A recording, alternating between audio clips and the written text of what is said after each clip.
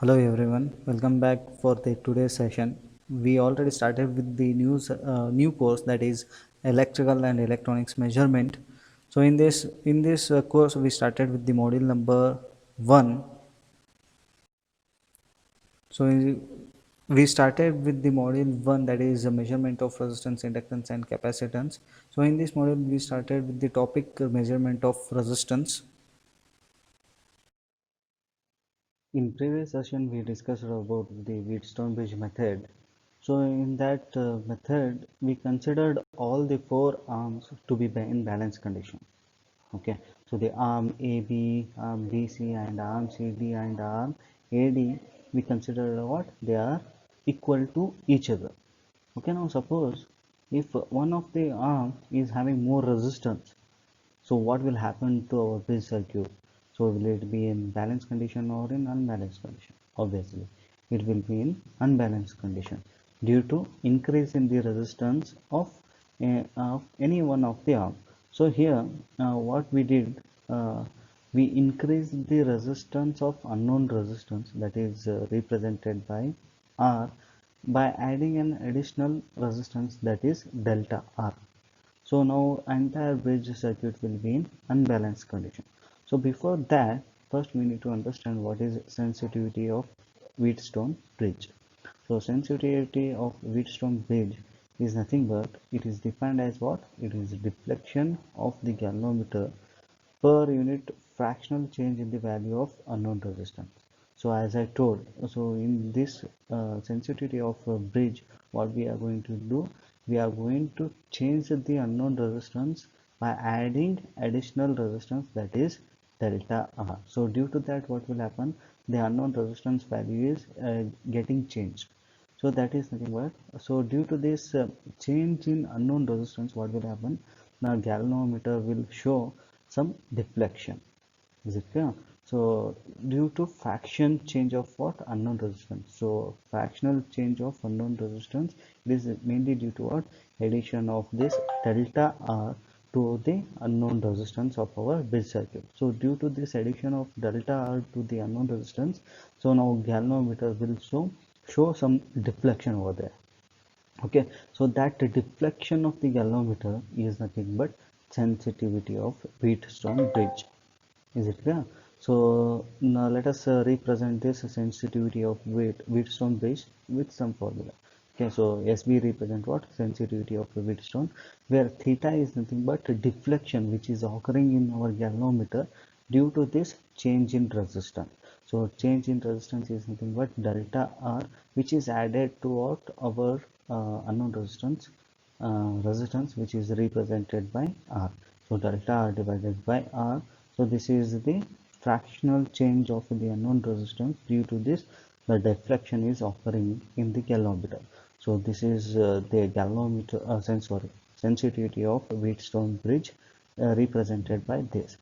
Okay, so the sensitivity to the unbalance may be computed by solving the bridge circuit. Okay, so as I told, so this is when what will happen to the each resistance if it is in balance condition, they are equal to each other, right? So under balance condition, this is our relation between all the various resistance, R resistance P, Q, R, S. It is represented like this. Okay, so let us consider now unknown resistance R is changed to R plus delta. So this is created when bridge is said to be in unbalanced condition. So due to this unbalanced condition in the unknown resistance, now the current will start to flow, the voltage will appear across the galvanometer. Is it clear? So that voltage is represented over here in the our circuit. So once unbalance is created due to this addition of resistance delta R with the unknown resistance. So the galvanometer will behave like an open circuit. Due to that, an voltage will be created across these 2 points B and D. So that voltage is represented by E naught with the representation of what? Thevenin's voltage E naught. Okay, so according to that, we need to find out the value of this E naught, how much it will be equal to.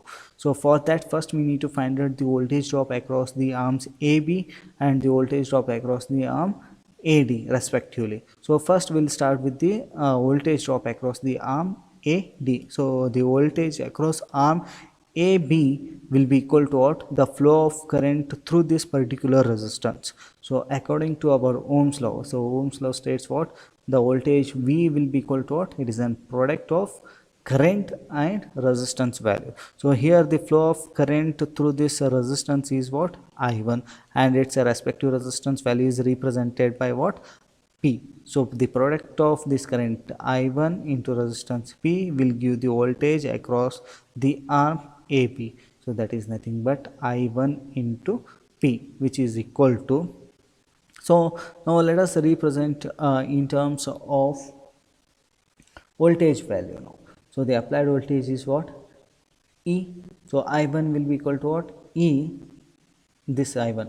So I1 is getting divided at this point, right? So total voltage is what? E whole divided by the resistance of this, because these two resistance are carrying same amount of current, that is I1 and I1. So which means E divided by P plus Q will give the value of this I1.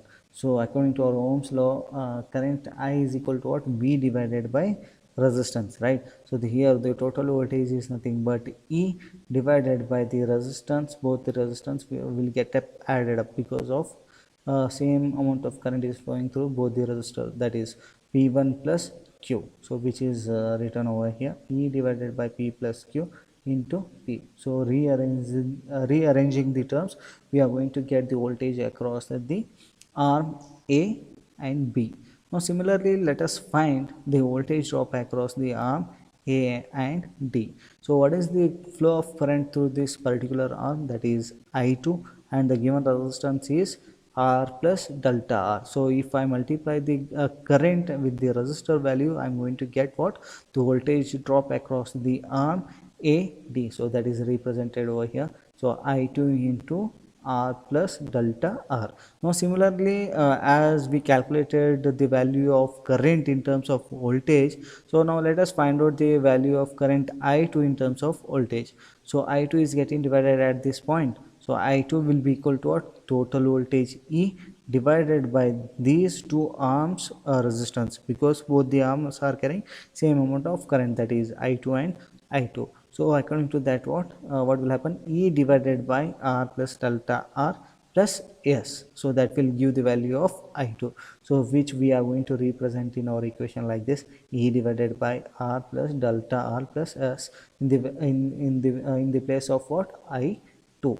So remaining terms we need to rewrite like that. Then the applied the voltage across these two open circuit, it will be equal to what? So that is the voltage between the point V B D, which is nothing but Thevenin's equivalent voltage E naught, which is equal to what? The voltage drop across the arm AD minus the voltage drop across the arm AB. So which is represented over here, VAD minus VAB.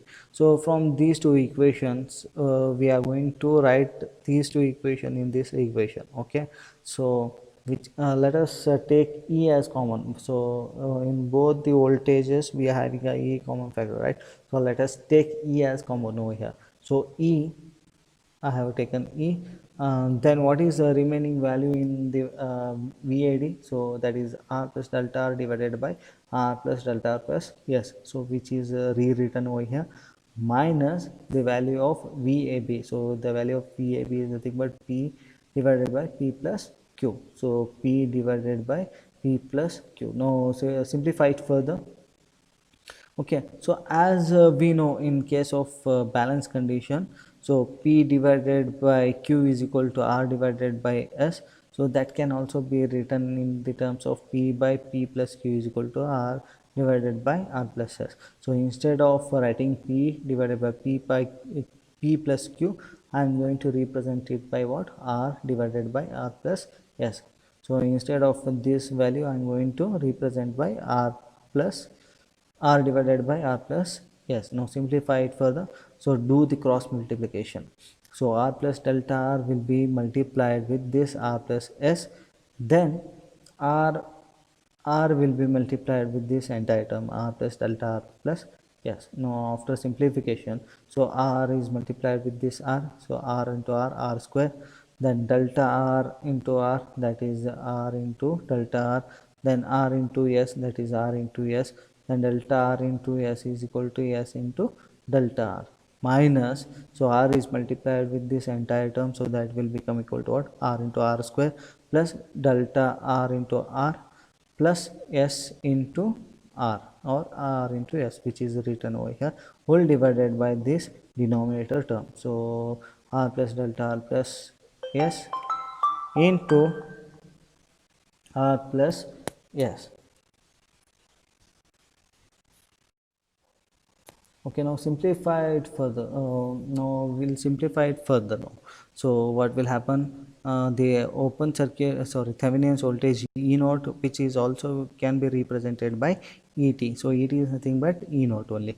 So R square plus RS plus, so wherever necessary cancellations are there, we'll cancel it out. So R minus R square plus R square will get cancelled, minus delta R square plus delta R square will get cancelled, minus RS plus RS will get cancelled. So we are going to retain what, delta rs divided by this entire term, which is multiplied with a voltage, applied voltage E. Now this is written over here. So we'll further simplify this entire equation. So E is multiplied with delta R into S whole divided by this denominator term. So then we'll multiply this denominator term now.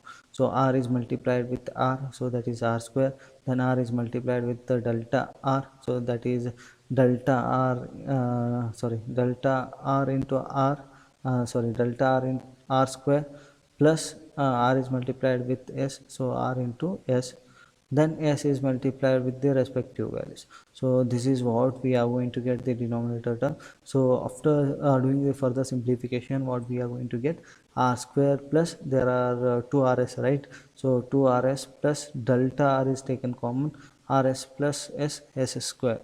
So this is the voltage, Thevenin's voltage across the points B and D. So let us further simplify it further. So the voltage drop, the Thevenin's voltage is equal to what, E into delta R divided by R plus S square plus delta R into R plus S. This is the simplified version of the previous equation. So as we know, delta R into the product of R plus S is very less as compared to what, R plus S whole square. So what we are going to do, we are going to neglect this delta R into R plus S term. So what will happen to the voltage across the point BD, it will be equal to Thevenin's, that is Thevenin's voltage, which is equal to E into delta RS in divided by R plus S whole square. So this is the Thevenin's voltage between the points B and D. Now let us find the sensitivity of the galvanometer. So yeah, let us represent as be the voltage sensitivity of the galvanometer. So according to the definition, it is the deflection divided by the voltage. Okay, so where the if you simplify it, so theta will be equal to what, deflection voltage sensitivity into the Thevenin's voltage. So theta will be equal to SV into, as we already found out the Thevenin's voltage over here, right? So rewrite that Thevenin's voltage in this particular equation to find out the deflection. So let us see what can further be done.